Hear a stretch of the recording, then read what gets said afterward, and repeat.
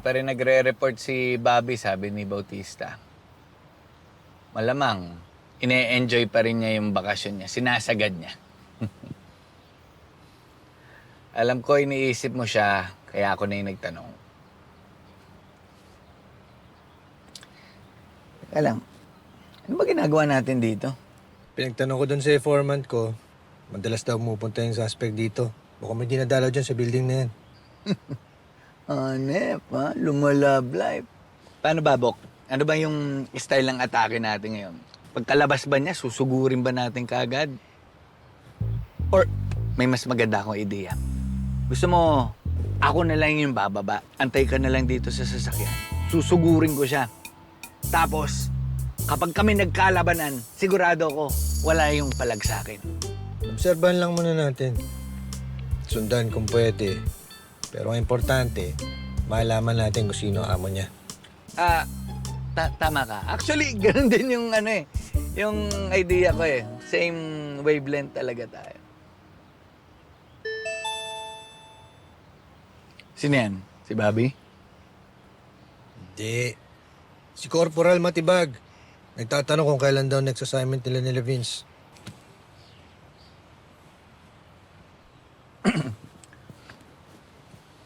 Hello? Babe? Oh, andito ko sa labas eh. I'm busy. You know I'm a busy person, right? Nag-text sa akin si Sir Tonyo.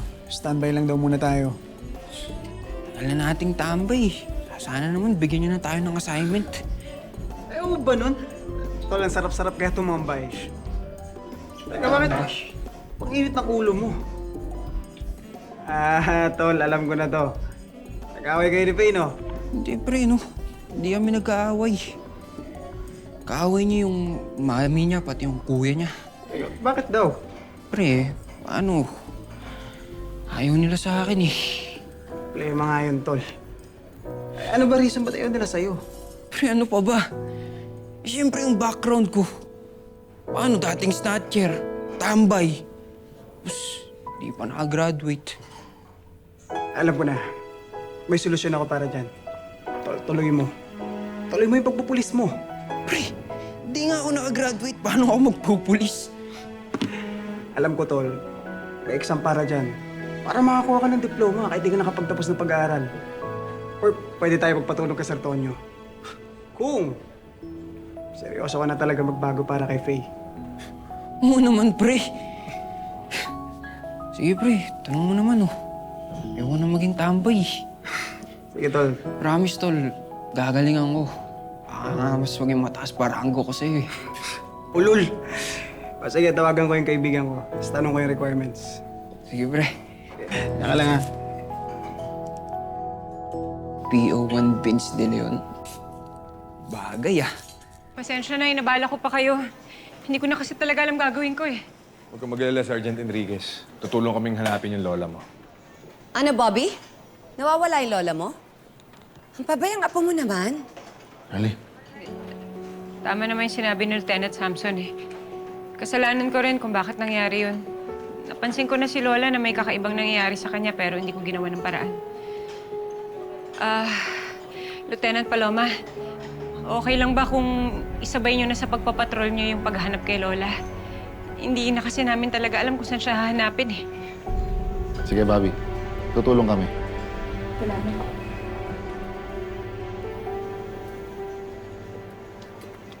Nasa field na pala si Lieutenant Condit, Lieutenant Garcia. Gusto mo sabihin natin sa kanya yung tungkol sa lola mo? Yun na silang istorbohin. Binabantayan nila si Dante Eusebio. Tsaka, marami naman tayong pwedeng tumulong dito sa Station 12. Oo nga. Tama, huwag niyo na sila istorbohin.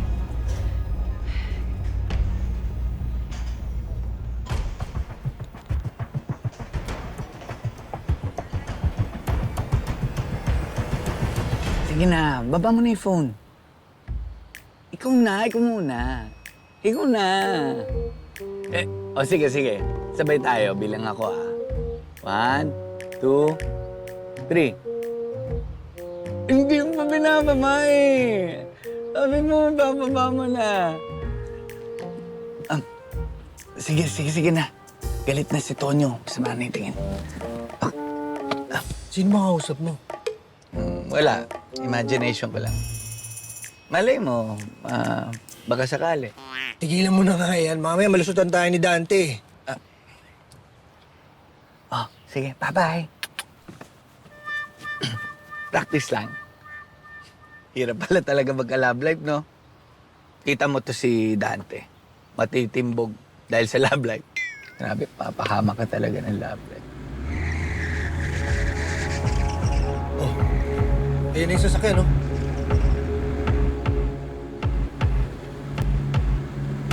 Yan yun.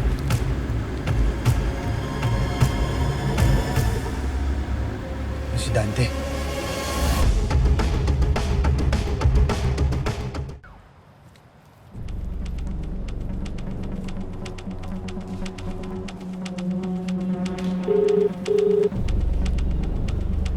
Hello? Hello, Dante.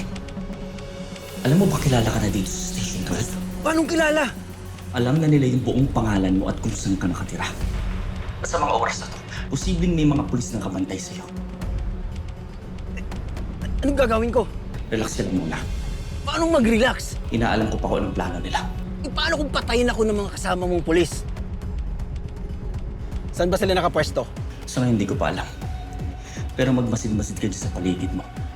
Baka may makita kang sasakyan na NAQ 2918. Ba't parang hindi pa rin siya bumababa? Bababa rin yan. Basta alerto lang tayo. Bok, may kausap. May kausap sa phone. Nandito nga. Ano gagawin mo? Uunahan ko sila. Ano ka ba? Ang mabuting gawin mo, umalis ka dyan. Dahil kapag nahuli ka nila at maidikit ka nila kay boss, siguradong pati pamilya mo mayayari. Eh, hindi ako magpapahuli sa kanila. Dante! Dante!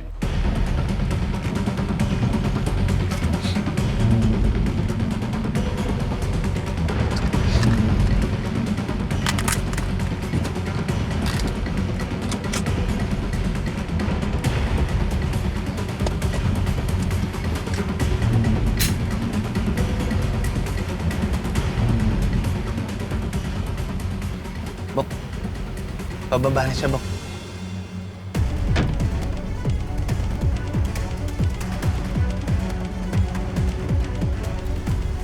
Bok, ba't parang palapit sa atin? Mukhang natibrehan tayo ah. Bok! Yuko!